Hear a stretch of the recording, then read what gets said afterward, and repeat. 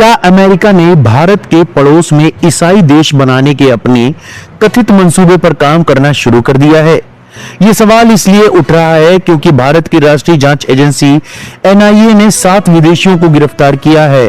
पकड़े गए लोगों में 6 यूक्रेन के ड्रोन एक्सपर्ट और 1 अमेरिकी नागरिक हैं। इन सभी पर मिजोरम में अवैध रूप से प्रवेश करने और फिर म्यांमार की सीमा में दाखिल होने का आरोप है। सभी आरोपियों को 27 मार्च तक पुलिस रिमांड में भेज दिया गया है। इन गिरफ्तारियों के साथ बांग्लादेश की पूर्व पीएम शेख हसीना की चेतावनी फिर से सामने आ गई है, जिसमें भारत के पूर्व में ईसाई देश बनाने के प्लान के बारे में आगाह किया गया है। करीब 2 साल पहले शेख हसीना जब बांग्लादेश की प्रधानमंत्री थी, तब उन्होंने कहा था कि भारत के पूर्वोत्तर से सटे क्षेत्र में अमेरिका एक ईसाई देश बनाना चाहता है। उन्होंने यह भी कहा था कि एक व्हाइट अमेरिकन ने उनसे इस सिलसिले में मुलाकात की थी, जिसे उन्होंने खारिज कर दिया। हसीना ने यहां तक कहा कि उन्हें भरोसा दिया गया कि अगर वह प्रस्ताव को स्वीकार कर लेती हैं तो उनकी सत्ता को कोई खतरा नहीं रहेगा।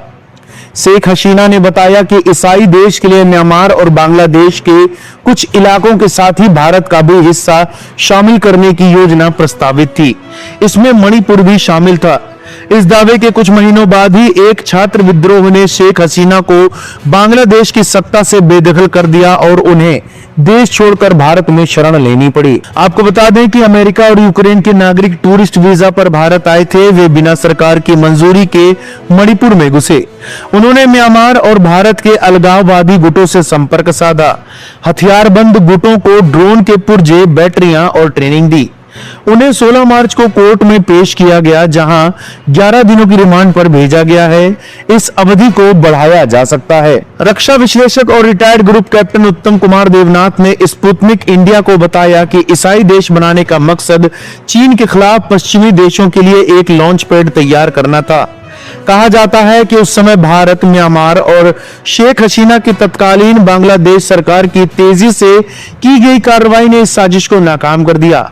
देवनाथ ने यूक्रेनियों की गिरफ्तारी को हैरान करने वाला बताया और कहा कि इसका असली मकसद पूर्वोत्तर भारत में विद्रोह को बढ़ावा देना हो सकता है। भारतीय वायुसेना के पूर्व अधिकारी देवनाथ ने जोर देकर कहा कि अमेरिका की नजर भारत के पूर्वोत्तर क्षेत्र के कुछ हिस्सों पर रही है, ताकि ईस्ट तिमोर की तरह इस इलाके में एक ईसाई राज्य बना सके।